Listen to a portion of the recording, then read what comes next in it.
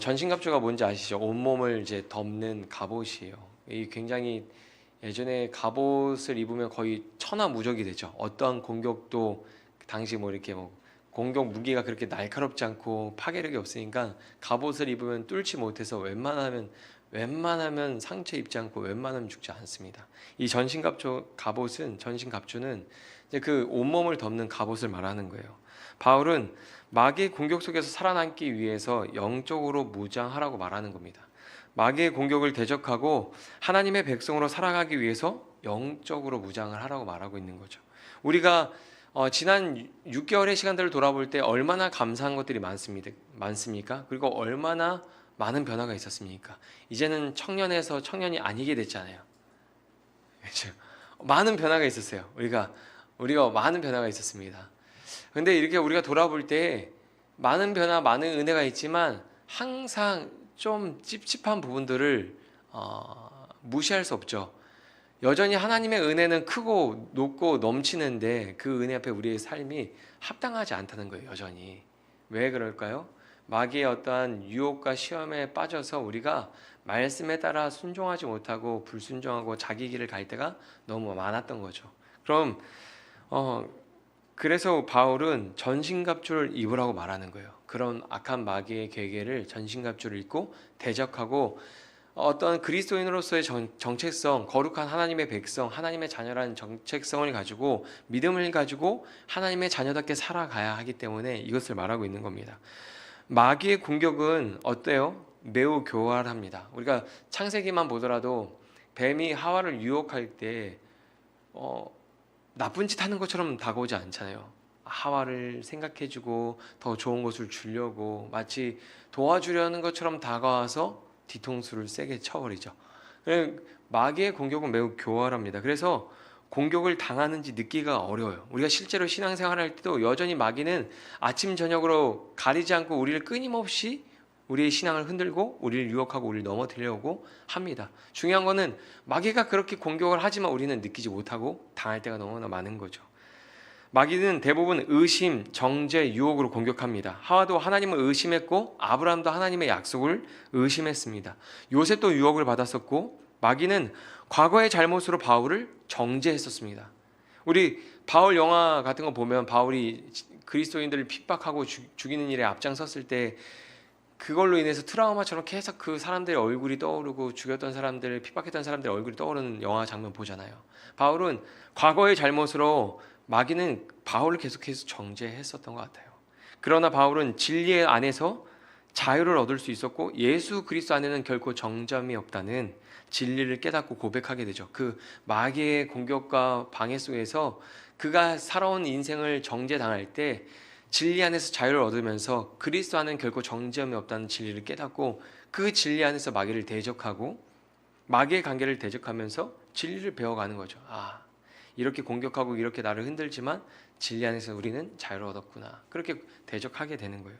마귀는 하나님을 의심하게 만들고 내가 받은 은혜, 구원을 의심하게 만들고 하나님 앞에서 죄를 범하도록 유혹합니다.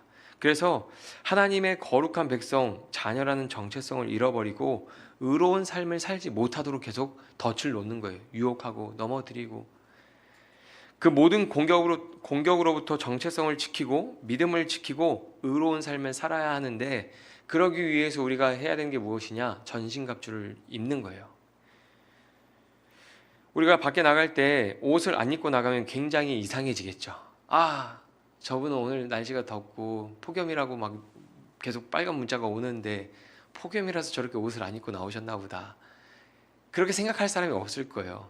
뭐 해외면은 그냥 이렇게 뭐 선탠하러 나왔나 보다 이럴 수 있지만 우리가 만약에 옷을 안 입고 나가면 사람들이 다 이상하게 볼 거란 말이죠. 그리고 우리가 특별히 뭔가 정신적으로 무장하고 나가야 될 때가 있잖아요. 어떤 미팅이나 만남 속에서. 그럴 때 어떻게 합니까? 의상이 달라지죠. 안 그러세요? 저는 제가 좀 옷을 대충 입는 것 같아도 가끔 저는 신경 쓸 때가 있거든요. 뭔가 정신적으로 막 뭔가 무장해야 되고 어떤 맡겨진 일들이 있을 때 저는 제가 나름 신경 써서 입거든요.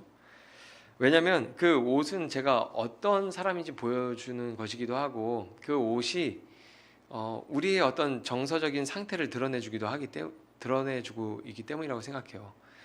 사람들은 대부분 어떤 중요한 자리에 갈 때 더 신경 써서 옷을 입죠.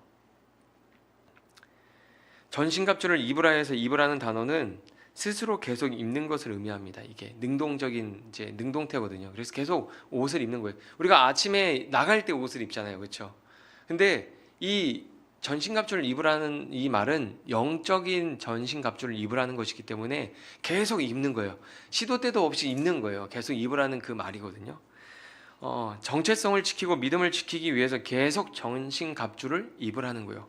왜냐하면 마귀의 공격이 그만큼 작고 쉬지 않고 계속 일어나기 때문이에요. 그래서 계속해서 전신갑주를 입으라는 거예요. 우리가 의심할 일들, 우리가 화나고 우리가 어떠한 믿음이 흔들리는 그런 일들이 있을 때마다 전신갑주를 입어야 하는 거죠. 전신갑주의 내용을 구체적으로 살펴보겠습니다. 그 전에 제가 한 가지 질문을 드릴게요. 대답하지 마세요. 여러분은 옷을 입을 때 상의를 먼저 입으십니까? 하의를 먼저 입으십니까? 사람마다 하의, 바지를 먼저 입는 사람이 있고 상의를 먼저 입는 사람이 있죠. 옷을 입을 때 뭐 하의나 상의를 먼저 입는 사람이 있어요. 둘 중에 하나를. 그런데 뭐 신발을 먼저 신는다던가 옷을 입기 전에 허리띠를 먼저 차고서 옷을 입는 사람은 없잖아요. 근데 이제 이 말씀을 보면은 바울이 허리띠를 제일 처음에 언급해요. 막 전신갑주를 입으면 뭐 옷을 입고 막 신발 신고 뭐 허리띠 차고 구원에 두고 막 써야 될 것 같은데 바울이 전신갑주의 순서를 나열할 때 허리띠를 제일 먼저 이야기하거든요. 왜냐하면 그게 그만큼 중요하기 때문이에요. 이게 지금 옷 입는 얘기하는 게 아니에요. 그 이상한 눈으로 쳐다보지 마세요. 옷 입는 이야기하는 게 아니고 전신갑주를 입을 때 허리띠를 가장 먼저 이야기하는 게 옷 입는 순서에 대해서 이야기하는 것이 아니라 가장 중요한 순서에 대해서 이야기하고 있기 때문이요. 바울이 전신갑주를 말할 때 제일 먼저 진리의 허리띠를 언급하는 것은 그만큼 진리의 허리띠가 중요하기 때문입니다. 여러분, 허리띠는 옷을 고정하는 중심 도구죠. 우리 중심의 도구고 허리는 신체 구조에서도 중심이 되는 부분입니다. 우리가 일반적으로 허리가 다치면 어떻게 됩니까? 움직이지도 못하고 걷지도 못해요. 삐끗하면. 허리를 건강하게 지키는 게 얼마나 중요한지 모릅니다. 예전에 보니까 경찰이 술 취한 아저씨를 제압할 때 어디를 잡는지 아세요? 벨트를 잡아요. 벨트를 잡아서 막 이렇게 들잖아요. 그러면 술 취한 아저씨가 꼼짝 못하고 막 이렇게 허수아비처럼 막 매달려가지고 반항을 못하는 거예요. 근데 허리를 잡혀서 중심을 빼앗기잖아요. 발에 힘도 안 들어가고 몸에 힘도 안 들어가고 막 이렇게 매달려서 이러고 있더라고요. 그러니까 허리가 굉장히 중요한 거예요. 우리 신앙과 생각의 기준을 하나님의 말씀, 진리에 두어야 하거든요. 그게 진리의 허리띠예요. 진리의 허리띠. 우리의 정체성과 믿음을 진리에 두어야 어떠한 공격에도 흔들리지 않는 거예요. 그 진리에 우리 중심이 두르고 있을 때에 거기에 우리의 진리에 우리의 어떤 마음의 중심과 우리의 신앙을 두고 있을 때 어떠한 공격과 방해에서도 우리의 신앙과 삶이 흔들리지 않을 수 있는 겁니다. 얼마나 많은 환난과 핍박과 어려움과 유혹들이 우리 삶에서 일어납니까? 매번 일어나죠. 그냥 집에만 있어도 그냥 아이들과 육아만 해도 환난과 핍박이 하루에도 수십 번 일어나잖아요. 근데 그때 어떻게 마음을 지킬 수 있어요? 진리의 마음을 둘 때 마음을 지킬 수 있는 거죠. 환난과 핍박이 있어도 진리에 우리가 마음을 두고 거기에 우리의 신앙의 뿌리를 내리고 있으면 흔들리지 않을 수 있는 거예요. 두 번째는 의의 호심경입니다. 호심경은 심장과 폐, 이 가슴 부위를 이제 생명의 필수적인 부분을 보호하는 방어구예요. 우리는 그리스도로 말미암아 의롭게 되었다는 진리를 믿고 의로운 삶을 살아야 하는 거죠. 그 정체성을 잃으면 그리스도인으로 살 수가 없는 거죠. 그래서 우리의 생명과 같이 우리가 그리스도로 말미암아 의롭게 되었다는 그 정체성을 지키고 의로운 삶을 살아야 하는 것입니다. 세 번째는 평안의 복음이 준비한 신을 신고라고 하는 평안의 신을 이야기하는데 우리는 어디로 가든지 하나님의 평안이 함께한다는 사실을 신뢰해야 돼요. 우리가 어디를 가든지 하나님이 나와 함께 하시고 우리는 평안할 수 있다. 그 사실을 신뢰해야 하는 것이죠. 그리고 어디로 가든지 복음을 전해야 합니다. 복음을 전하고 복음으로 살아야 하는 것이죠. 우리가 만나는 사람마다 우리가 누리는 평안을 누릴 수 있도록 우리는 그 평안의 복음을 전해야 되는 거죠. 그래서 평안의 복음에 준비된 신을 신고 살아가야 되는 거예요. 네 번째는 믿음의 방패입니다. 사탄은 뭐라고 말하냐면 성경은 불화살로 우리를 공격한대요. 불화살로. 여러분 전쟁 영화 같은 거 혹시 보셨어요? 화살이 이렇게 막 촥 해서 딱 쏘면은 두 가지 영화가 생각나는데 이영걸이 나왔던 영화 하나랑 영화 300 영화 보면 화살 쏘잖아요. 화살이 촥 쓰면 하늘이 어두워져요. 하늘이 다 어두워져서 화살이 막 확 쏟아지거든요. 사탄은 불화살로 우리를 공격해요. 피할 곳 없이 끊임없이 공격하거든요. 그 불화살은 의심, 정죄, 유혹, 고난을 의미합니다. 믿음은 하나님을 신뢰하고 하나님과의 관계 안에서 이 모든 공격을 막아주는 거예요. 우리가 의심이 드는 일들이 생길 때, 우리가 정죄당하거나 어떠한 유혹에 빠지려고 할 때 믿음은 그것들로부터 우리를 지켜주죠. 그 공격을 커트하고 거절하고 대적할 수 있게 해주죠. 하나님을 신뢰하고 의지함으로 믿음으로 모든 시험을 우리는 이겨내야 합니다. 5번째, 구원의 투구인데, 투구는 어디를 보호하는 도구죠? 머리를 보호해 줍니다. 우리는 악한 생각으로부터 우리를 지켜야 하는 것이죠. 우리는 비성경적이고 비진리적이고 악한 생각으로부터 우리의 생각을 지켜야 합니다.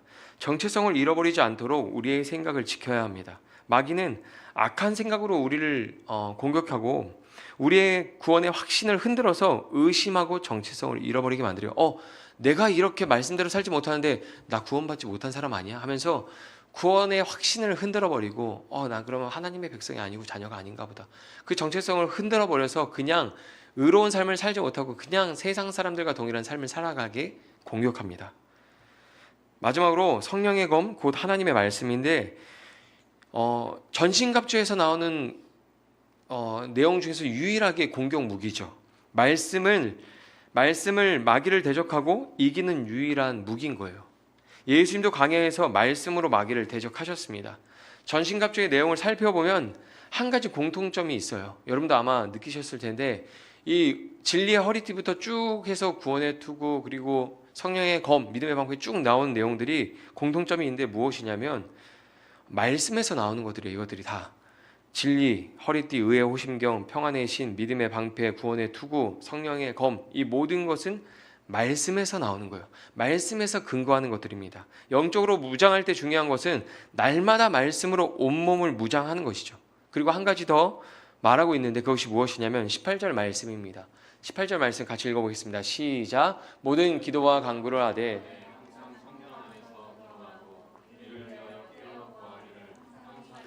여러 성도를 위하여 구하라. 아멘. 말씀으로 온몸을 무장하면 끝나는 게 아니라 전신갑주의 완성은 기도입니다. 기도. 바울은 데살로니가전서 5장 17절에서도 쉬지 말고 기도하라고 말씀했습니다. 그리고 디모데전서 4장 5절에서는 하나님의 말씀과 기도로 거룩하여진다라고 말했습니다. 그리고 어떤 신학자가 이런 말을 했습니다. 전신갑주를 입어도 그 무기를 다루는 능력은 기도에서 온다. 기도 없는 갑주는 갑옷을 입고도 움직이지 못하는 병사와 같다. 말씀으로 우리가 전신갑주를 입어도 기도하지 않는다면 그것을 활용할 수 없다는 거예요. 요즘 하나님 나라에 이런 뉴스가 많이 나온다고 그래요. 옷을 벗고 다니는 그리스도인들이 많대요. 세상에서 무장하지 않고 정체성을 다 잃어버리고 믿음 잃어버리고 마귀가 화살 쏘면 막 이렇게 공격당하고 막 픽픽 쓰러지는 사람들이 많대요. 거기에 저희가 없기를 바랍니다. 정말로 끊임없이 마귀가 우리를 흔들고 유혹하잖아요. 혹시 생활 속에서 느끼시나요? 저는 매일 느끼거든요. 매일 느끼고 언제 더 많이 느끼냐면 하나님이 은혜 주신 어떤 계획이 있을 때 더 많이 느껴요. 마귀가 이렇게 많이 이렇게 일하는 거 보니까 하나님이 은혜를 주시려나 보다. 그런 것들을 느끼거든요. 여러분, 날마다 말씀과 기도로 무장해서 거룩한 하나님의 백성이라는 정체성과 믿음을 지키고 어두운 세상에서 복음의 빛을 밝히는 거룩한 하나님의 자녀로 살아가시기를 축복합니다. 우리 이제 1월부터 6월까지 반년 지나갔잖아요. 반년 동안 돌아보면 사탄이 이렇게 불화살 쏠 때 원래 막 믿음의 방패로 멋있게 탁 하고 이게 300 그 영화 보면 이제 방패로 자기 몸을 딱 가려가지고 화살은 방패에 다 꽂히고 사람은 멀쩡해야 되는데 화살 쓰면 어떻게 합니까? 방패 없어서 다 후다닥 맞고 막 이럴 때가 많잖아요.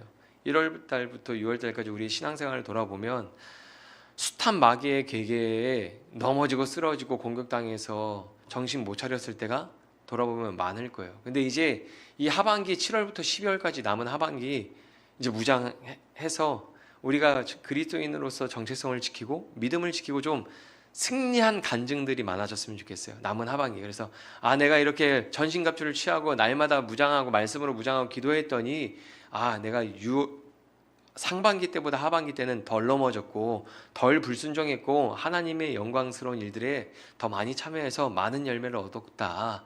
우리가 그렇게 고백할 수 있는 연말을 맞이했으면 좋겠어요.